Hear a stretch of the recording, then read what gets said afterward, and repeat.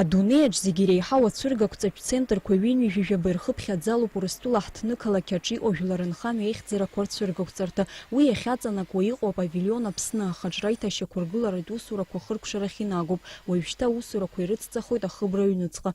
Ас еиԥш иҟоу апавилион аартра ҳмилаҭтә традициақәа иқьабзқәа ирзыргаразы аҭагылазаашьа бзиақәа аԥнаҵоит ҳәа азгәарҭеит уи иаҭааз. Впервые в истории Абхазии, за ее пределами, на легендарной выставке достижений народного хозяйства народов СССР, а теперь России, Абхазия имеет свой павильон, свою площадку, где можно пропагандировать абхазскую культуру, традиции, обычаи, проводить различные мероприятия, дискуссии, представлять продукцию, производимую в Абхазии, сувениры, дегустационный зал. Будет, безусловно, здесь и ресторан абхазской национальной кухни. Я хочу поблагодарить руководство Москвы, администрацию ВДНХ, безусловно, наше торгпредство во главе с Олегом Сасовичем Барцис, всех тех, кто приложил и прикладывает усилия для того, чтобы в ближайшее время павильон Абхазия открылся. Аиҭашьақәыргыларатә усурақәа рцашьа еилыркаауан Урыстәыла иҟоу Аԥсны анапхгара еиҳабыра ирхаҭарнакцәа. По распоряжению президента Республики Абхазия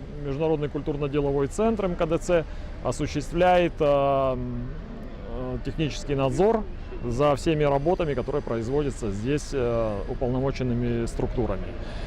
Кроме того, хочу еще раз подчеркнуть, что далеко не каждая из стран постсоветского пространства может похвастаться наличием такого национального центра на самом главном экскурсионном и выставочном пространстве Российской Федерации, ВДНХ. Жәларынхамҩа еихьӡарақәа рцәыргақәҵарҭа анапхгара гәыӷра аадырԥшит ҳаԥхьаҟагьы аусеицура ишацҵахоз. Ирзааҭгылеит Аԥсны ахаҭарнакцәа алархәны зеиҿкаараз гәаҭо аусмҩаԥгатәқәа. Амра Зарандиаԥҳа, Аԥсуа телехәаԥшра.